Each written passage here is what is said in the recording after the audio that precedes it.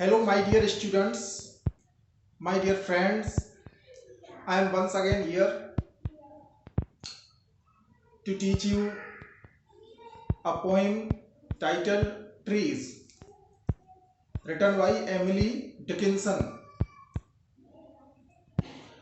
Now I have got a very important question for you in view of your annual examination. आपकी जो वार्षिक परीक्षा होने वाली है इंग्लिश लिटरेचर की, उसके लिए इस पोएम में से मैंने एक बहुत ही महत्वपूर्ण प्रश्न लिया है जो कि आपकी लगभग पूरी पोएम को कवर करेगा। तो मेरे हाथ में ये जो बुक है आपकी प्रूडेंस बुक है और इसमें क्वेश्चन नंबर 4 जो कि है answer the following questions in 150 words each, 150 शब्दों में आपको आंसर देना है। तो इसमें क्वेश्चन नंबर बी है, give examples from the poem to show that great poetry is a result of close observation of natural phenomena. इस कविता से उन उदाहरणों को छांटिए जिनसे पता लगता है कि एक अच्छी कविता लिखना, ग्रेट पोएट्री लिखना प्रकृति का गहन परीक्षण करने के समान है। यानी कि आपको अच्छी कविता लिखनी है तो आपको प्रकृति का गहन परीक्षण करना पड़ेगा। तो इस क्वेश्चन के पॉइंट ऑफ व्यू से मैंने कुछ पॉइंट्स तैयार किए हैं जिनकी हेल्प से आप इस आंसर को इजी वे में राइट डाउन कर सकते हो। So now discuss the question. Question में जो बात पूछी गई है वो पूछा गया हमसे क्लोज ऑब्जर्वेशन। तो देखिए आप, close observation of natural phenomena, एक वर्ड होता है फिनोमिनन, या फिर उसको हम करेक्ट प्रोनाउंसिएशन करें तो उसको बोलेंगे हम फनोमिनन। फनोमिनन सिंगुलर वर्ड है और उसका प्लूरल होता है फनोमेना।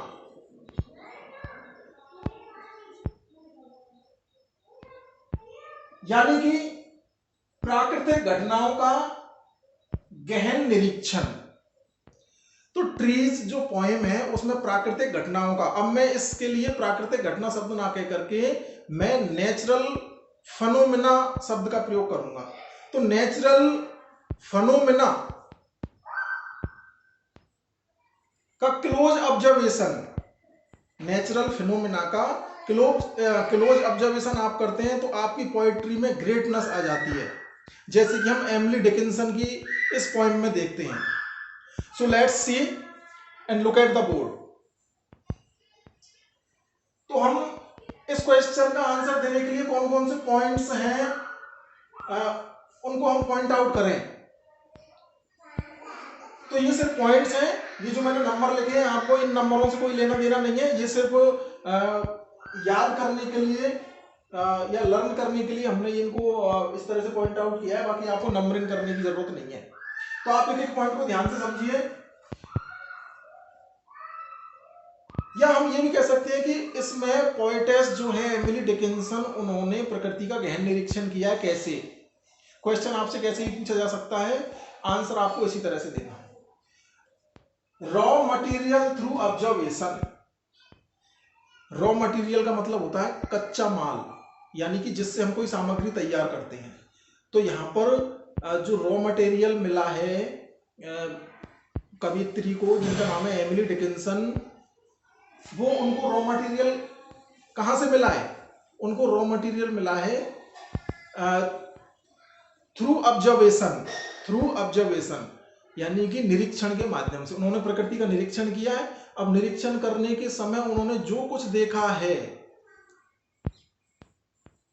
उस सब को उन्होंने अपनी इस पोएम में इंक्लूड किया है।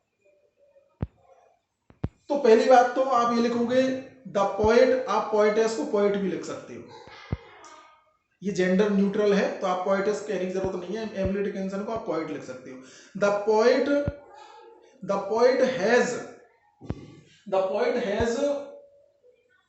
observed the natural phenomena to collect raw material प्राप्त करने के लिए उसने नेचुरल फिनोमेना का बहुत गहन ऑब्जर्वेशन किया है।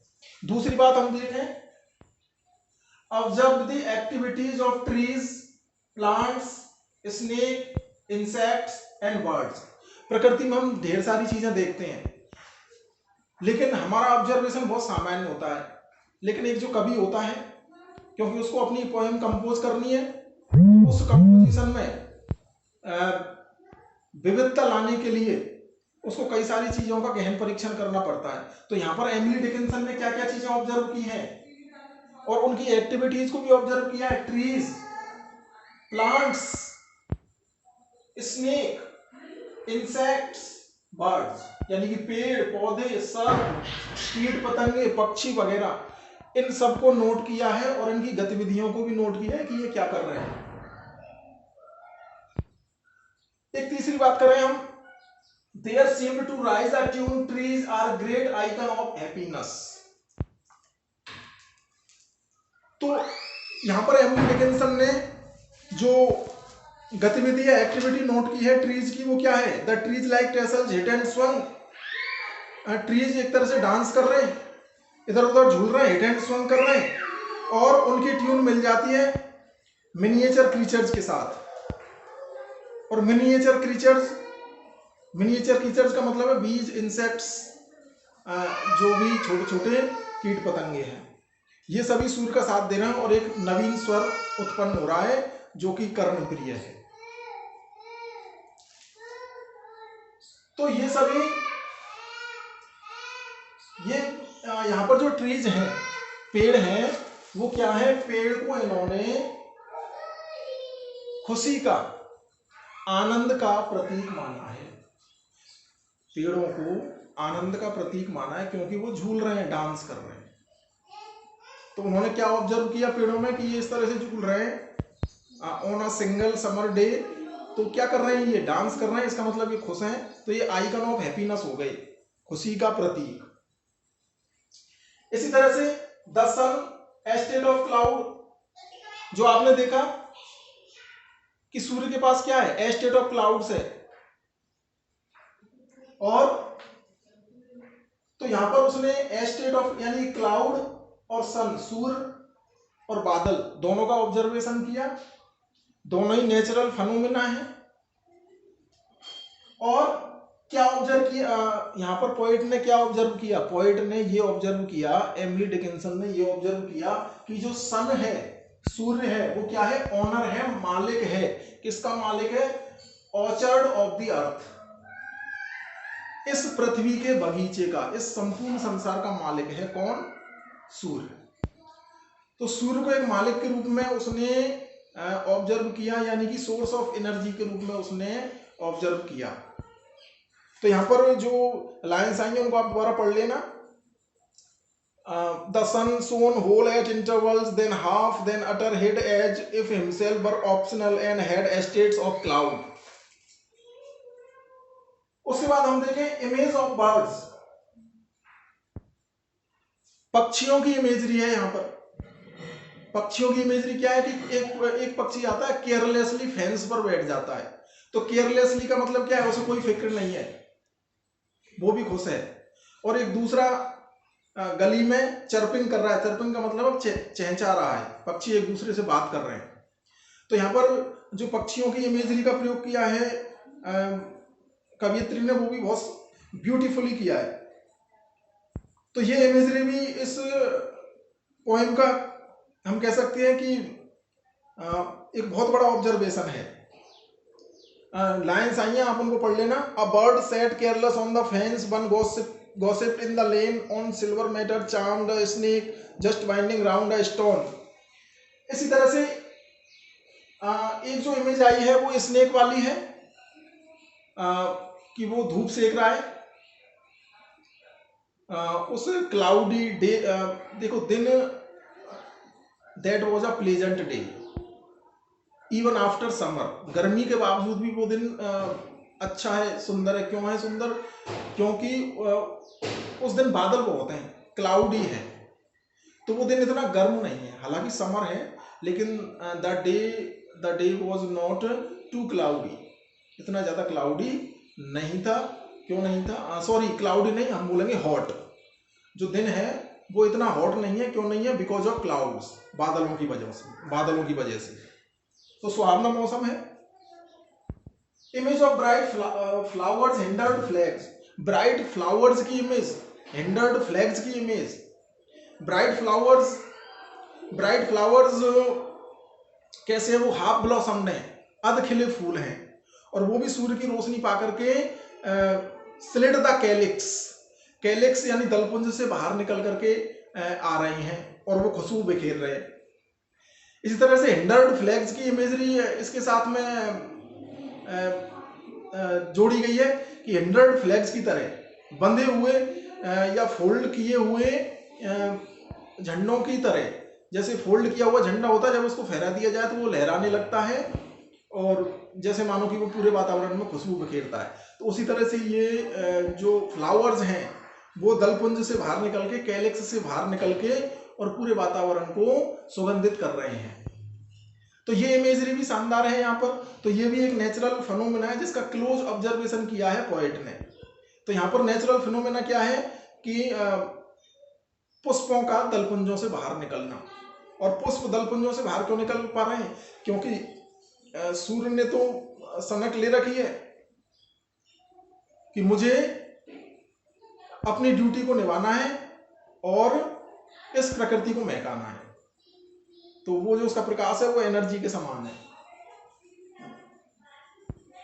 Colours of greenery and brightness, हम इस पूरी पोएम में colours of greenery and brightness, greenery का मतलब है हरियाली, ब्राइटनेस का मतलब है एक तरह से प्लेजेंटनेस। तो ग्रीनरी और प्लेजेंटनेस हम इस पोएम में देखते हैं। वो भी एक नेचुरल फिनोमेना है। कैसे है कि वो जब पूरी ही पृथ्वी को उसने ऑर्चर्ड मान लिया, ऑर्चर्ड का मतलब बगीचा होता है, फलों का बगीचा, तो ऑर्चर्ड मान लिया। और इस ऑर्चर्ड का ओनर कौन है? इस ऑर्चर्ड का ओनर है सूर्य। तो ये भी एक नेचुरल फिनोमेना है जो कि क्लोज ऑब्जर्वेशन से हासिल किया है कवियत्री ने। उसके आगे हम देखते हैं the day is not too hot as it is cloudy, the day is not too hot as it is cloudy. ये पूरा का पूरा दिन, हालांकि गर्मी का दिन है, समर्स डे है, but it is not too hot, लेकिन ये इतना गर्म नहीं है। गर्म क्यों नहीं है? नेचुरली गर्मी का दिन है, समर्स डे है तो गर्म होता है, लेकिन बट उस दिन क्या है? It is cloudy day. उस दिन बादलों से आकाश भरा हुआ है, तो बादलों में से सूर्य बार बार में झांक रहा है और इस प्रकृति को नया जीवन दे रहा है। तो इस तरह से बहुत सारी इमेजरी के माध्यम से कवियत्री ने यहाँ पर क्लोज ऑब्जर्वेशन किया है। किसका क्लोज ऑब्जर्वेशन किया है? जो हमारे प्राकृतिक तत्व हैं, नेचुरल फिनोमेना हैं, उन सब का उसने क्लोज ऑब्जर्वेशन किया है। और इस तरह से उसकी जो पोएम है वो हम कह सकते हैं ग्रेटनेस लिए हुए हो गई है। क्यों हो गई है? उसमें ग्रेटनेस आ गई है। The poem is great because the poet has taken a big observation of the natural phenomena. तो इस तरह से हम जो पोएट ने जो ऑब्जर्वेशन किया है उसको स्टेप बाय स्टेप बताएंगे और अंततः हम ये बताने की कोशिश करेंगे कि कविता में ग्रेटनेस आ गई है। किस वजह से आ गई है? क्योंकि इसमें नेचुरल फिनोमेना का क्लोज ऑब्जर्वेशन किया गया है। तो इस आंसर में हमका मतलब है आपको ये सारे सेंटेंस अपनी छोटे छोटे सेंटेंसेस के माध्यम से बना लेने हैं, ज़्यादा टफ नहीं है। जो पॉइंट मैंने बताए हैं उनको ध्यान में रखते हुए। और फिर भी ये आंसर आपको समझ में नहीं आ रहा है तो पहले आप जो मैंने पोएम के दोनों वीडियोस डाले हैं पहले आप उनको देखना, फिर उसके बाद इस आंसर को आप देखोगे, उसके बाद उसकी प्रैक्टिस करोगे तो it will be easy for you. तो इस क्लास में बस इतना ही। तो इसी तरह से आप लेटेस्ट अपडेशन प्राप्त करने के लिए सब्सक्राइब कीजिए चैनल को और बेल आइकन को दबाइए, जिससे कि आपको लेटेस्ट इन्फॉर्मेशन जल्दी से जल्दी मिल सके। So thank you so much.